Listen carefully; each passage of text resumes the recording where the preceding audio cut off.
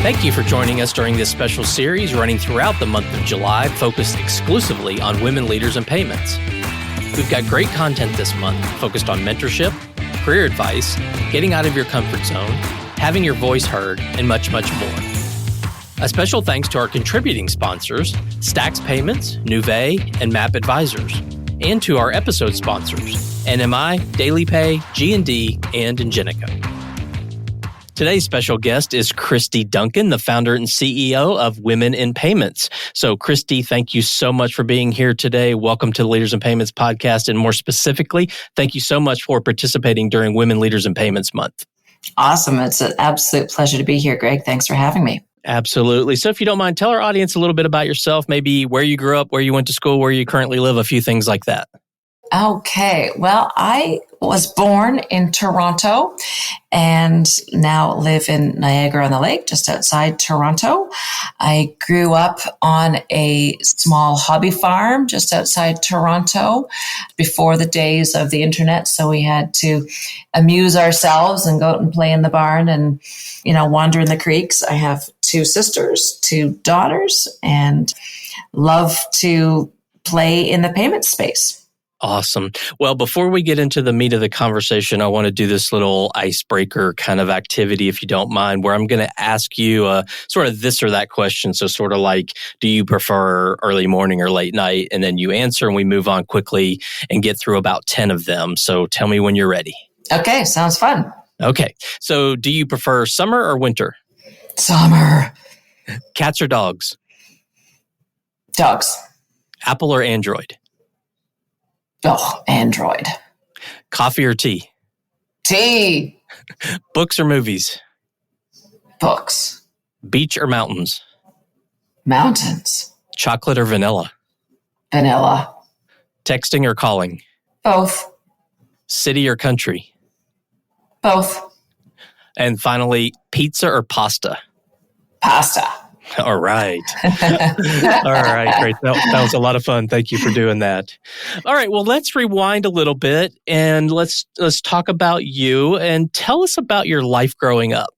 Well, that's a great question, Greg. As I mentioned, I grew up in the country on a small farm. It was just 18 acres. And as kids, I had two sisters. We had to really amuse ourselves. So there was no internet. There were, board games, of course. But I remember in summer vacations, my mother would give us breakfast, send us outside, and lock the door until lunch. And so we had to, wander around, go down to the barn and jump in the haystacks and wander down to the creek and look for minnows and pick pussy willows, that kind of stuff. And it was very idyllic in many ways. It was also quite quiet, very different from the hustle and bustle of the city. And I was often drawn to the city because I thought, wow, the big city, it looks so exciting. And as I got into university and grew up, I spent less time out in the country and more time, interacting with people and learning and the excitement. And there's just so much going on in the city that I absolutely love the city as well. So that's why when you asked if I like the city or the country, I say both. Right. Because they both have great attributes. Okay. So when you were young, what did you want to be when you grew up? My grade 4 yearbook says I wanted to be a dentist. Nice. I guess being the founder and CEO of a organization in payments is not necessarily being a dentist.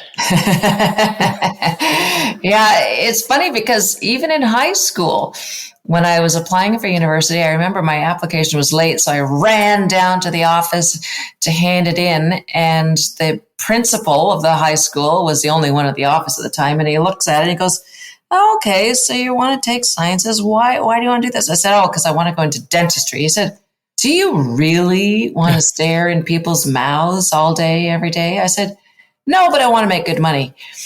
and he said, well, with sciences, you could go into engineering. It would be so much more interesting. You get to do projects and travel and meet people and solve interesting problems. So I thought, oh, yeah, I could do that. So I took the same science background and applied it to engineering and then went into banking. And Okay. who would have guessed that I'd be doing women in payments? Right, right. Well, when you were young, what was your very first job? I'll tell you mine. I think it was before I could drive. So I think I was like 15. My mother worked at a university, a small college, and she got me the job of washing the pots and pans in the cafeteria. So that was my first paying job. What was your first job? I love it. Well, besides babysitting, which I think lots of kids do growing up as kind of informal, my first job was not too dissimilar. I ran a halfway house on a golf course because living in the country, it was the only job I could actually walk to. Yeah, it was fun. I cooked hot dogs and served drinks to all the people who were golfing on the halfway point of the golf course. So that was fun. Yeah, that's cool. So, as we mentioned earlier, you're the founder and CEO of Women in Payments. So, if you don't mind, walk us through your career journey and what led up to you starting it. Yeah, great question, Greg. So I got an engineering degree and then went to work at a big bank in Canada and thought, as long as they keep me interested and challenged, I will stay. I ended up staying there for 13 years and I really, really enjoyed it. There were so many learning opportunities. I worked for some time in finance. I worked for a time in operations and got to see different parts of the bank. And then where I landed and spent the most time was in the cash management group, running the product team for payables and receivables. And I loved that. As an engineer, I got to build things and maintain them and improve them. But it also got me out into the industry to work on some industry committees to build new things. So I was involved, I'm going to date myself here, I was involved with putting together the EDI capabilities for banks in Canada way back when. And I worked on NACHA's Cross-Border Council, again, way back when we were just putting together a facility to connect the domestic payments between Canada and US and Mexico. So that was really fun. After a time, I then worked for a couple of years in the treasury department of the bank, so managing the bank's books themselves, which was kind of fun, and settling with their Bank of Canada account every day. That was interesting. Managing the interest rate risk. That was very, very eye-opening, and I saw a different part of the bank. But then I really found that because I love the payment space so much, I wanted to get back into that. So I ended up going on my own to consult in the payments market. And I loved the work with that. Didn't love the marketing so much as the introvert that I am, but I loved the work. And I really enjoyed getting out into the market to see how different organizations, how they were challenged and how I could help them with my expertise or do some research to help inform their strategies. And that was always really interesting. And then from there, I started Women in Payments on the side of my desk. I thought we as women don't typically get the opportunities that men do in this industry. I saw it in spades where I worked at the bank, where I consulted in other organizations, and even when I attended conferences and industry committees, that the women were notably absent or at least underrepresented in all of those settings. So I thought we as women need to have those opportunities, and how can I make that happen? So I started Women in Payments on the side of my desk back in 2012. We're now going into our 13th year here in Canada, and we've been growing this global community over all these years. We're now operating in 6 different markets around the world and have built a community of thousands and thousands of women and our male allies who work across the industry to help them to have career opportunities. And we do that through our conferences in each market, through networking events, through mentorship and leadership programs, through awards and recognition.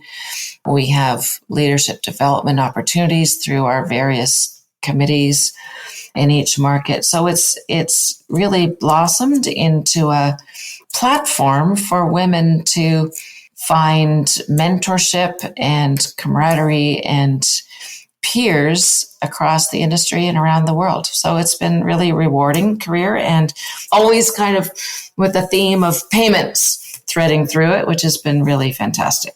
Okay.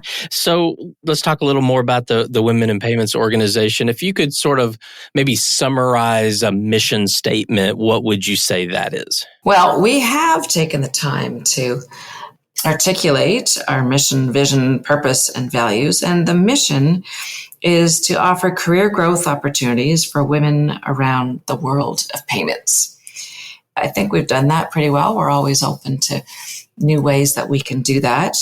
Our vision is gender parity at leadership levels across payments and fintech and financial services organizations. Our purpose is to offer a safe space to promote what I call the gender agenda. And our values are those of inclusivity, empowerment, connectivity, and trust. So that's what we aspire to. And it's lovely to be able to work on those and engage our community as we deliver those to the market. Okay. So obviously you are talking to women leaders all day, every day. So what are some of the biggest challenges that female leaders face? This is a really big question, Greg. And I could probably talk all day on this one question. But I thought about it, and to me, it kind of boils down to three main areas. So one is there's gaps that women face in our industry and in many industry. And that's a couple of ones that I'll point out. One is, of course, the gender pay gap, which I think we're all aware of. And that kind of comes in two forms. One is equal pay for work of equal value. So if you have two jobs that are just the same, then are the people in those jobs all being paid, within the same range that's reasonable and equitable for the experience they bring to that. But the other is the overall average pay for an organization, which for men versus women. And that can be different for men versus women at an aggregate level because two reasons. One, because typically the senior, more higher paid positions tend to command a higher salary, and those positions tend to be usually 70%, give or take, more men than women. So you don't have enough women in those higher paid positions.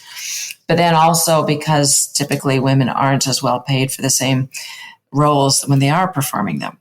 So that's one, is the gaps being the gender pay gap, but also the authority gap that I've recently tapped into. And I love this concept because it's very true that women and men can say the same thing, and men are typically taken much more seriously and paid more attention to and given more credit for than women. And that's a challenge when we're delivering the same message, but not getting the same reaction and the same credit for it. So we need to work on both of those in our organizations to be able to recognize and actually tap into the amazing talent that we enjoy from women across the industry. Another is the idea of, I'm going to call them phenomena. Things like many people have heard of the glass ceiling, where there's this level that women typically bump up against as they ascend in the corporate ladder. And it's hard to break through that glass ceiling to get up to that CEO or C-suite. There's also something called the glass cliff, where often if there's a C-suite job that's, in a state of, the organization's in a state of flux or crisis, they might put women in there because they're almost setting them up to fail. And then when they do fail, or if they do fail, they say, oh, well, it's a woman, she wasn't up to the task. And that's really unfair. And we see that happen time and time again. The last phenomenon I want to include in this is that of the sticky floor. And that's when you look at the entry level of an organization. So many organizations do a great job of bringing in 50% men and 50% women. So at the entry level, it is absolutely equal. But then so often, the women are hesitant to put up their hands for that promotion. The men are more than happy to put up their hands. And so typically, the men get promoted faster. Usually it's about twice as fast or even 70% faster. So what ends up happening is women get stuck at the bottom of the organization while the men continue to ascend. So that sticky floor is another phenomenon that we struggle with.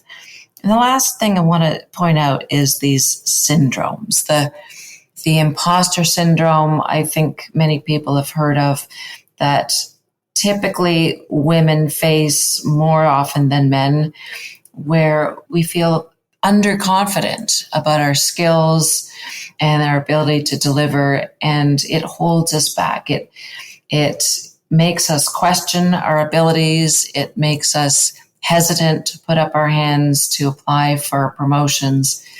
And it's unfortunate. I think all of these things point to opportunities for our organizations to promote differently. I think we need to be reaching down, proactively reaching out to and reaching down to women to tap them on the shoulder, to encourage them to apply for roles that we think they're ready for. I think we need to be doing more mentoring and coaching to get women to be more confident in their abilities and to encourage them to get to that next level. So lots of challenges that women face. Men face challenges too, but I think these ones are typically more often faced by women. Okay. And I think, as we move through this podcast, there'll be topics that we talk about that will address some of those that you just mentioned. So I look forward to that.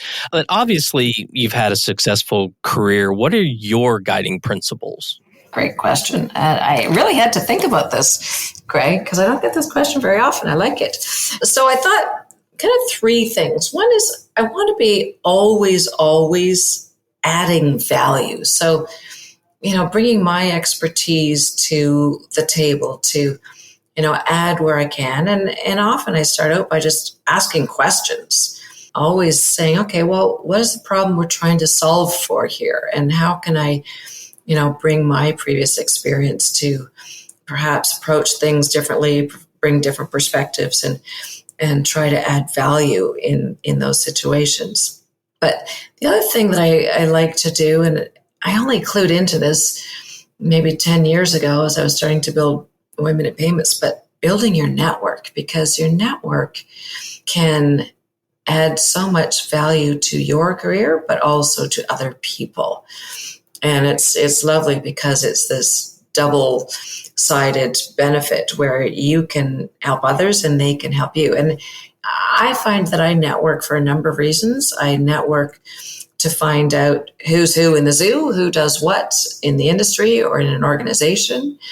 And then if I have a question, I know who I can ask, because clearly we can't all be omniscient and know everything, but also to find opportunities, because often your network presents opportunities to you, be they speaking opportunities, job opportunities, opportunities for learning, but also to help other people find opportunities, or to find opportunities for your team or for your organization.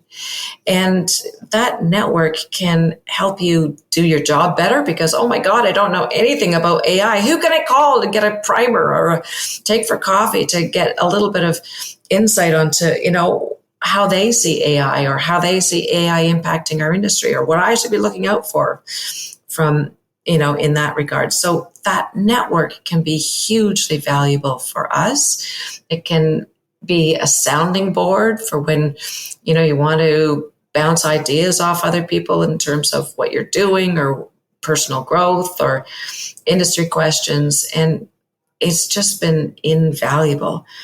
The last thing I would say is constant feedback. I'm always trying to get feedback from customers, from colleagues, from mentors, from people in the industry.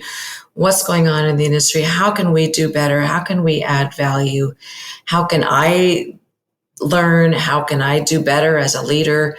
So that ongoing feedback, the constant curiosity, constant learning is always been something that I enjoy. And I remember one of my very first bosses in one of my very first summer jobs was this she was a battle axe woman. I'm sure she's long since dead now, but she was the head cook. I had a job as an assistant cook at a lodge up in cottage country north of Toronto. And I said, we were cooking rice that day. I said, oh, cooking rice waters twice. And she said, oh, I didn't know that. And she said, see, even people at my age can learn. She said, I know the day I stop learning is the day I die. And I thought that's a great way to live life. So that's one of the things I try to live my life by. Yeah, thanks so much for sharing those. And I think, throughout our careers, we've all had these pivotal moments or experiences that kind of shaped our path. And they could be anything like you mentioned then, like feedback. Sometimes feedback can help. Sometimes job changes. I mean, it could be a lot of things. But what were some of those pivotal moments or experiences that helped shape your path? Great question. So one story that I tell often, and I'll give you an abbreviated version of it, is it was actually kind of a difficult situation. I was fairly young in my career, I don't know, 30 years old, and was fairly new in my job. And I walked into a meeting with, I was in the product management team, and we were meeting with our IT support team. And the manager of that group, I give him my business card, and he goes, oh, Kristy, I see you're an engineer. What kind of engineer are you? A household engineer? Oh, God.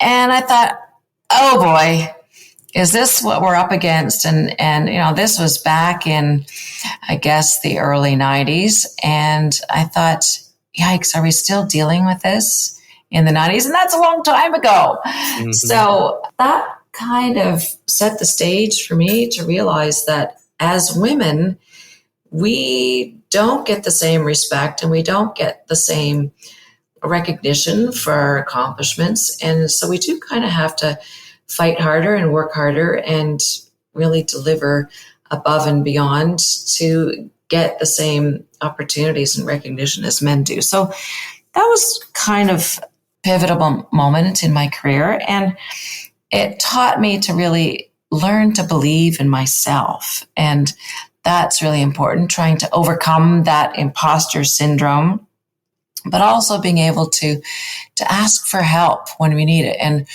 the asking for help, I remember after Women in Payments, when I launched in Canada, after a couple of years, I said, okay, I want to try this in the US, but my network in the industry in the US was much smaller than my Canadian network. I thought, okay, I am going to need to ask for help.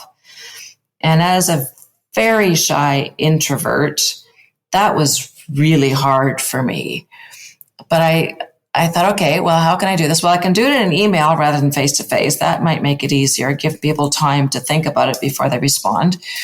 So I did. I sent out emails, and I was certain they were going to say, no, we don't have time for this. We can't help you, Kristy. But they all came back very supportive and very positive. And I thought, oh, I can ask for help, and people are happy to give it. It's not costing them anything other than a little time and sharing their networks. And I thought, wow, this is like the power of the network and how we can all support and help each other. So that's been kind of a nice way that I learned from my network, but also learned to pay it forward to other people and help them build their networks. Yeah, I think that's a good segue into the next topic, which is getting out of your comfort zone. So can you share an experience where you had to step out of your comfort zone to grow, and maybe what impact did that have on your professional development? Yeah, great question. So I go back to that example, Greg, of starting the Women in Payments in the US and trying to build and tap into that network.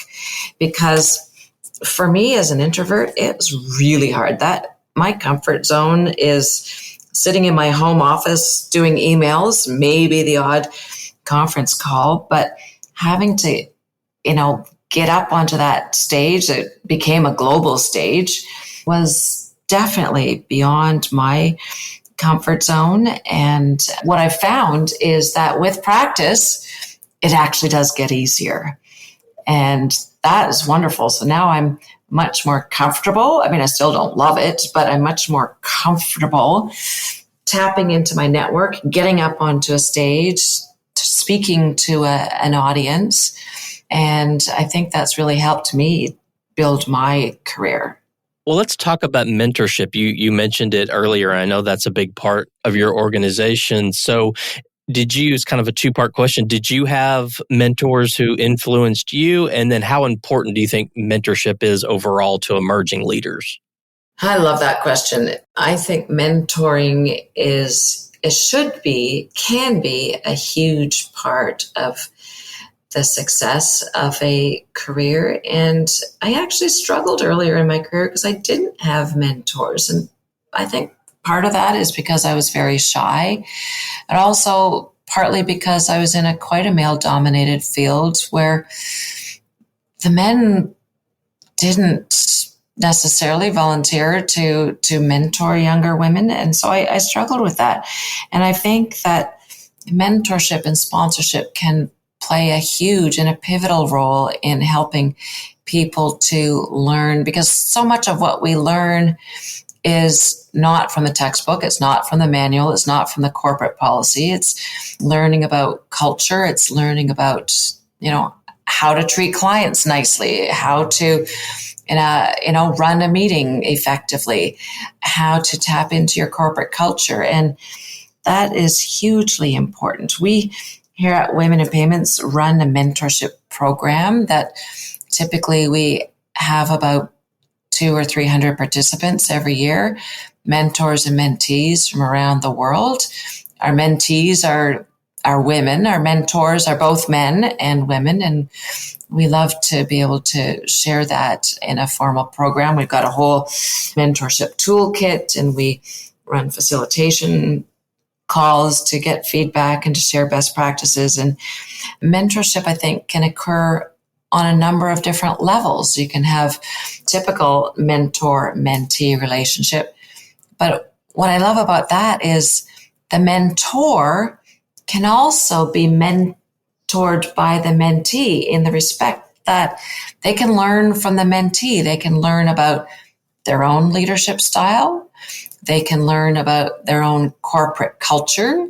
They can learn from the mentee whether both of those things resonate with that next generation of talent that's coming up the ranks. Is our corporate culture, is my leadership style appropriate and resonating and landing on this next generation? They can learn about new technology. I often learn about new technology from people younger than me, because clearly I'm old school. I'm not a digital native. So there's so much that we can learn. I also want to talk a little bit about sponsorship in this conversation, because sponsorship can be quite different from mentorship. And mentors tend to play a role of providing guidance and advice in your career, but a sponsor is someone who will actually speak up and speak on your behalf when you're not in the room. And a sponsor can put you forward for a promotion. They can put you forward for an opportunity. They can perhaps guide and coach you in getting ready for that opportunity. They can sometimes, I've heard of sponsors convincing people to take on an opportunity. Often when people say they're not, I'm not ready for that. Oh, I think you are. And I'm going to coach you through that. And I'm going to coach you through the interview process. And I'm going to coach you through the negotiation process. And I'm going to coach you even after you're in the job on challenges that you might face, so that you don't feel like you're alone and you have no one to call when you have a big dilemma. So I think sponsorship can also play a really important and meaningful role in our careers. Thinking about this mentorship and sponsorship that you're talking about, one of the reasons that I put this show together is so that people can learn sort of what works and what doesn't. And if I'm a medium-sized company, small company, growing company, maybe I don't have any kind of formal mentorship programs. How important is that to like a company? Do you feel like companies need to have a formal program, or is it sort of okay that it's a more casual program? I mean, to me, the bigger the company, the more the chances they're going to have a formal program. But I don't think that means medium and small companies can't have something. So what is your kind of view on that? Oh, great point, Greg. For sure, we can have informal mentoring. And I think we should try to mentor each other and make it constructive so it doesn't come off as criticism. But there's also another concept that I really love I call it peer mentoring, where we can actually mentor our peers. And that can be really valuable as a sounding board for ideas, as a safe place to present challenges that we're facing. Could be dealing with colleagues or clients. It could be, trying to manage a product or a implementation or something that we're dealing with within our work days. So I think there's so many opportunities for mentorship on a formal or an informal basis, but also even, I think, outside our organizations or even outside our industries. I once heard of a woman who was at a large organization who was volunteered for a cross-industry mentoring program. She thought, she was working at a big bank and she was paired with somebody at a totally different industry. I don't know what it was, packaged goods or something like that. And she said, what am I going to get out of this? And she said, all right, fine. And they were both at quite senior levels, I don't know, SVP or so. And she said, okay, well, I've been signed up. I better at least go for a coffee. And so they scheduled a coffee and she went. She said 2 hours later, she came out of that coffee meeting and she said for the next 6 months, they were texting back and forth because they discovered through that conversation that she was about to do a reorganization of her team, and it was a fairly extensive team, and she'd never done one before. But the person at the packaged goods company had. And so she was kind of getting some guidance and advice from a peer in a different organization, different industry, non-competitive, on how to navigate a reorg. And I thought, wow, what a great opportunity to learn, in different ways from people who might be at our levels within or outside our organizations. And we can do that as peers or as mentor to mentee. There's so many different ways that we can mentor. Yeah, absolutely. Well, we often don't talk much about significant failures or setbacks. So let's talk about that a little bit. Maybe can you share an instance where maybe you faced a failure or a setback, and then how did you handle it and what did you learn from it? Oh, I love this one. And this is requiring me to dig deep and to get really vulnerable here. So thanks for that, Greg. I had, it was 2014, 2015. So 10 years ago, I had a life situation which really changed the course of my life significantly. And I had gone to South Korea with my, at the time, husband. He got a big promotion and was posted there, and we took the whole family there. It was this great Asian adventure. And his contract was for 3 years, and it was all very exciting. And a year into it, for a whole bunch of reasons, we decided to get divorced. And that was a really big life-changing moment for me. And I came back to Canada. I felt very, very alone. But I also had to structure my life. I was not allowed to earn income when I was living in Korea. So I had kind of taken my job over there, but it was still very small, my business. And I came back to Canada without my family and had to rebuild my life and my career basically from scratch. And that was a huge setback. I felt very, very much like a failure. I failed my marriage. It was actually my second marriage, and, looking deep within myself. But what came out of that for me was a whole bunch of resolve and resilience and hard work and grit and the need to dig deep and believe in myself. And I worked like a dog for 5 years, 70-hour weeks for 5 years, until I could build this company, Women in Payments, to the point where I could build a team to support me and build out this company and our global community. And now I feel I finally got to a point where I'm not working 70-hour weeks anymore. Yay. And I'm actually able to take some time to start writing. I've got 4 books dancing in the back of my head. Oh, good. Which is really exciting. So that was something that, it also forced me to dig deep into my network and ask for help. And it was a real life-changing, pivotal point in my life. So thank you for asking. No, thank you for sharing that. And obviously those 70 hours for all those years has paid off because you've built quite the organization. Thank you. Thank you. Yeah, so I asked this question in all of my interviews, not just during the Women Leaders in Payments Month, because I think everyone brings it kind of their own unique experience to the answer. And it's, let's say, young woman's coming right out of college. She's interested in payments or fintech, and she sees it as a great industry to be in. What advice would you give her coming right out of college to help her to be successful? Well, yay that we've got women coming into fintech and this industry, because it's a fabulous, exciting, dynamic industry. And I'm so glad I'm in it. And I think for young women coming into this, there's so much opportunity. So what I would say is, number one, continuous learning.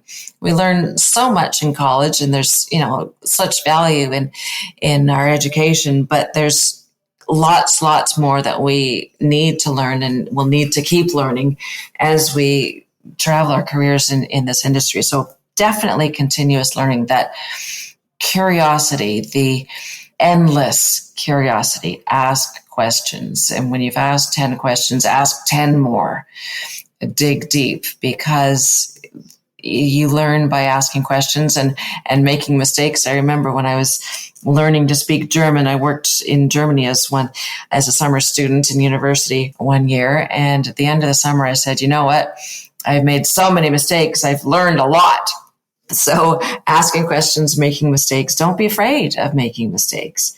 That would be my number one, is the continuous learning. My number two would be to find a mentor, or even perhaps a peer mentor group who can guide you and give advice and help you navigate your organization, navigate the industry, point you to places where you can meet other people and learn and really grow within this industry.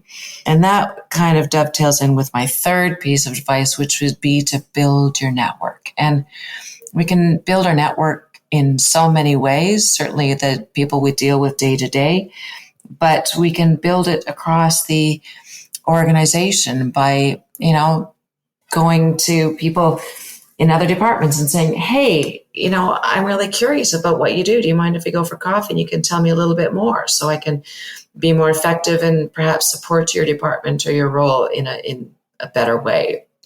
Or I'm, curious to know what your role or your department does, so that, I can help understand this organization and plan my career.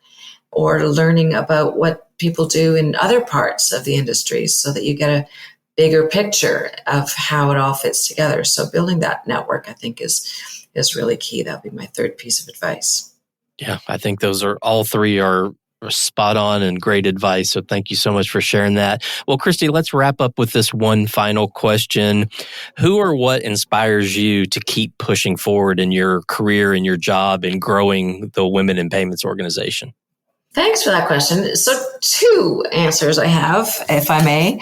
One is the global community of women and our male allies that I have had the absolute privilege and honor of meeting and serving over the years. And I go around the world of payments quite literally a couple of times every year and get such a fabulous opportunity to to meet them and learn from them and be inspired by them. It's just so wonderful. And anything I can give back to the community, I'm very happy to do so.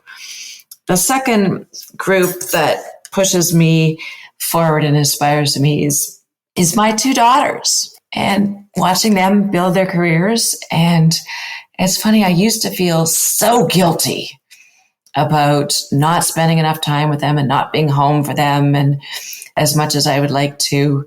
But I told one of my daughters that just 6 months ago. She said, Mom, no, don't feel guilty, because what you did was you taught us to follow our passions. You inspired us and showed us that you can do great things if you follow your passion. And so I now feel much better about not spending enough time with my daughters when they were growing up, and feel like I was able to be a role model for them to build their own careers and follow their passions. Great. Well, thank you so much for sharing that. And Kristy, this has been an amazing episode. I just want to thank you so much for being on the show. I know your time is super valuable, so thank you so much for being here today. Oh, it was an absolute pleasure. Thanks for the opportunity, Greg. It was a wonderful discussion. Thank you so much. You are so welcome. And to all you listeners out there, I thank you for your time as well. And until the next story. A special thanks to our sponsors for helping make this month possible, especially our contributing sponsors, Stax Payments, Nuvei, and MAP Advisors, and to our episode sponsors, NMI, Daily Pay, G&D, and Ingenico. To learn more, visit www.leadersinpayments.com.